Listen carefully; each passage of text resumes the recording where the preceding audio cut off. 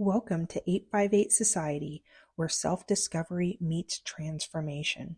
I'm Ariel, your certified Master Spirit Life Coach, here to help you unlock your power, heal from the past, and create the life and relationships you deserve.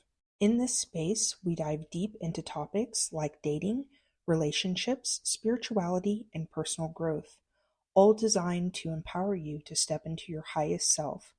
Whether you're seeking clarity, confidence, or connection, you're in the right place. Now, let's get into today's episode. In today's episode, we're exploring one of the most powerful dynamics in relationships, the balance between masculine and feminine energy. Understanding and aligning these energies can not only deepen your connections, but also make you irresistibly magnetic to the right partner. Masculine and feminine energies aren't tied to gender. They're universal principles that exist within all of us. Masculine energy is about action, structure, and logic. It's the energy of protection, leadership, and direction. Feminine energy is about flow, intuition, and creativity. It's the energy of nurturing, receiving, and being. We all have both energies, but when these energies are out of balance, it can create tension in relationships or block true connection. Imbalance happens when one energy dominates or when both partners operate from the same energy. For example, if you're always in your masculine, hyper-independent, logical, or controlling, you may struggle to connect emotionally or allow others to support you. If you're overly in your feminine, overgiving, indecisive, or passive, you may attract partners who take more than they give. Balance allows you to express your truest self while creating harmony in your partnership. Polarity is the spark that creates attraction in relationships. I want you to think of it like magnets. Opposites attract, okay? If your partner is deeply in their masculine, you can amplify attraction by leaning into your feminine energy, being present, playful, and receptive. If your partner is in their feminine, you might strengthen polarity by embodying your masculine energy, offering structure, leadership, and direction. Polarity doesn't mean giving up who you are. It means understanding how your energy complements theirs. So, sometimes when we're talking about masculine and feminine energy, people are triggered by this thinking that, oh, I have to act, I have to put on a show, I have to put on an act, I have to act like a damsel in distress, like I can't do anything on my own, like I'm not as intelligent as I am, like I'm not as capable as I am. Absolutely not. You're missing the whole point of this. The fact of the matter is that you have both energies within you. You have masculine energy and you have feminine energy. And if you are accustomed, no matter if you're a man or a woman, if you are accustomed to being more so in your masculine energy at all times in your life, most of the way that you've structured your life requires you to be heavily in your masculinity. You do have a feminine energy that is underdeveloped. It is very much a authentic and genuine aspect of you, of who you are. It's just undeveloped because you do not tap into that energy very often. And so no one is asking you to become someone you're not. What I am asking you to do is to actually embrace your fullness, the fullness of who you actually are, and to not leave this opposite energy out of the equation, but to bring it to the surface, learn how to express it, okay, and learn how to utilize it. This is very, very important. If you are a woman who is in your masculine energy quite often, because why would you be in your masculine? Well, because you need to be in order to excel within academia. You would need to be in your masculinity in order to excel within your career or to master business. Okay, these types of things. You would be heavily in your masculinity if you are a single mother, and and everything is predicated upon your ability to provide and to give. right? And to do and to take action and to provide organization and structure to your home, to take care of your kids. These are all things that would require you to be in a masculine energy. So it would make sense that you would have a feminine energy within you that has not had the opportunity to strengthen and to express.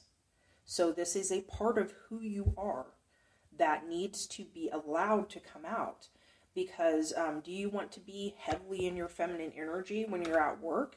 Probably not. Do you want to express certain, your femininity in certain aspects of work? Yeah, I think you would be even more productive and you'd be even more successful and all of that if you learn when and where to utilize that energy.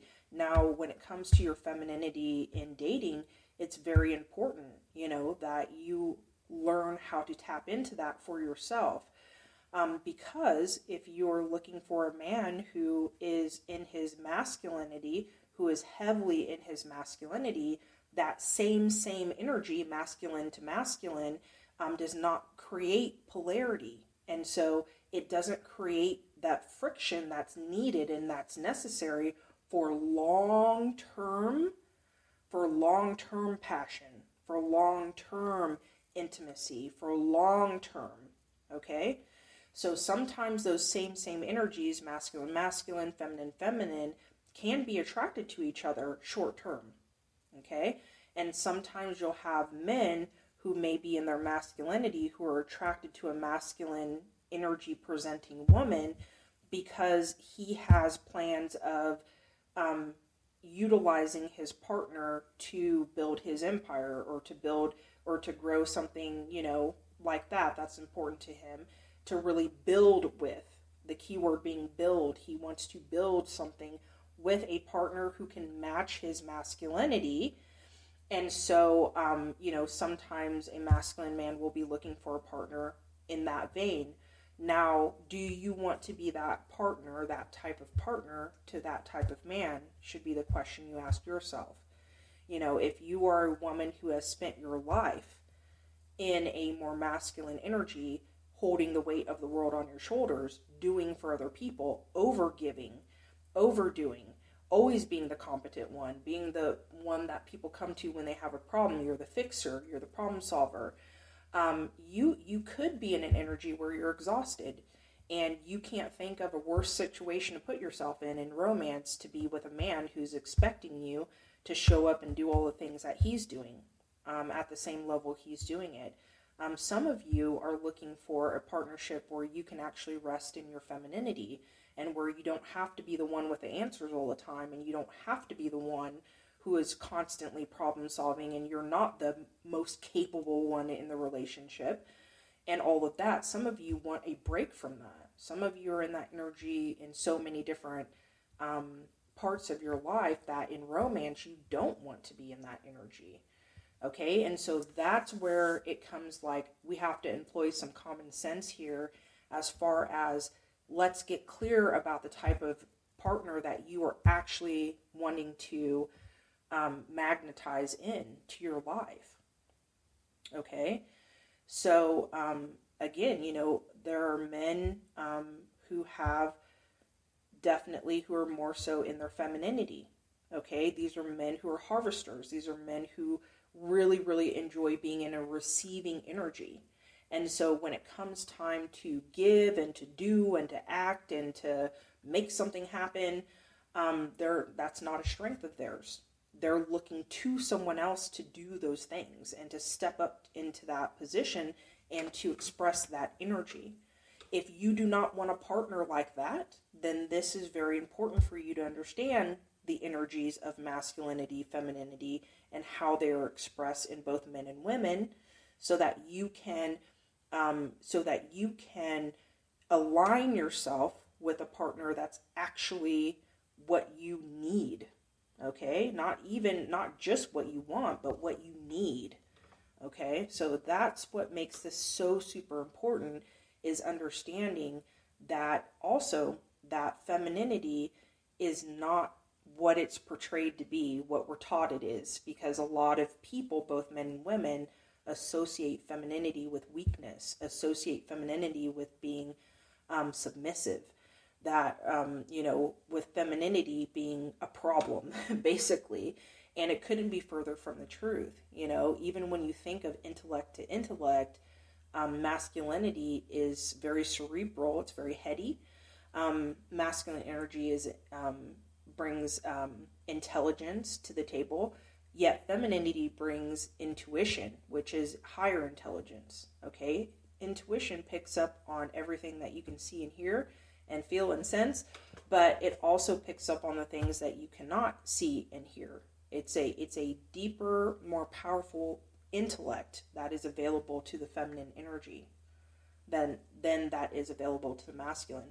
That's why the feminine energy is very, very creative and very visionary, and also is very good at looking at the whole and saying what would this environment need to be like in order for everyone to win here.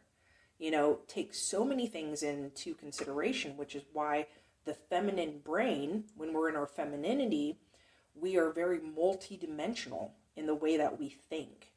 Okay, it's very inclusive in the way that we think. We want the tribe to win. We want everybody, to have what they need. Okay, whereas the masculine brain, the masculine energy is very single focused. Okay, and so these are the ways that we need to understand the differences between masculine and femininity, and understand that every human being on the planet has both energies, and we need to learn how to balance these energies and strengthen both energies so we know when and where to bring them to the table in order to align with what we need and what we want at the time. Very important. So rebalancing your energy is about tuning into what you need in the moment. And here's how we can do that. So when it comes to self-awareness, I want you to reflect on which energy you lean into most and how it's affecting your relationships. So do you tend to be overly independent?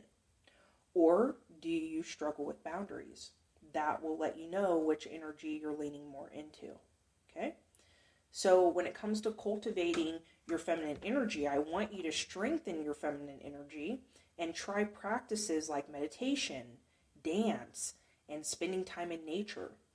I want you to focus on being present and listening to and tapping into your intuition and allowing yourself to receive, to be receptive to support, be receptive to help. Right? Allow people to do things for you. For some of you, that's going to be very difficult because you're not accustomed to being in that energy. So you're going to have to actually practice this. You're going to have to put yourself out there. You're going to have to do the thing that's uncomfortable for a while in order to build those new neural pathways in order for this to become an energy that you can call upon at any given time and feel comfortable within it. At first, you're not going to be comfortable with it because it's just not the norm. It's not what you're used to doing. But that doesn't mean it's not a part of who you are, and it doesn't mean that it's not an energy that's crying out to be expressed within you. Okay? Now, when it comes to cultivating masculine energy, like to build your masculine energy, for some of you who need that, it's about setting goals and taking action towards them. Practice being decisive and setting boundaries, maintaining boundaries, and also leading with confidence. And so balance through your connection. When in a relationship, balance isn't about keeping score. It's about complementing each other. So communicating openly about what you need and allowing space for both energies to flow naturally. There are some times that your masculine partner is going to shift into their feminine energy and need you to shift into your masculinity. There may be moments of that, even though that most of the time they're going to be in their masculinity and you're going to be in your femininity, or vice versa. Okay? Because again, everyone holds both energies. All right? And if we're going to be a healthy person, we need a balance. We need both of those energies to be strong within us, and we need to call upon them when we need them and know when and where to utilize the energies. And that's what makes us whole. Okay, that's what puts us in our full power. We're not leaving power on the table by denying a whole aspect of who we are. Okay, because no one is just all masculine and no feminine, or vice versa. Not a single person on the planet is that way. Okay?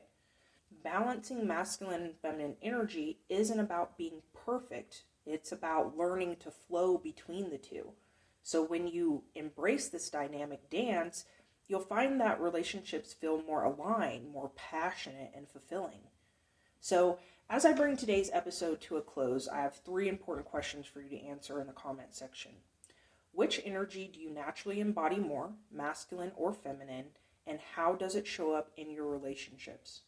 Number 2, what's one small practice you can try this week to rebalance your energy? And lastly, how has understanding these energies shifted the way you view connection and attraction?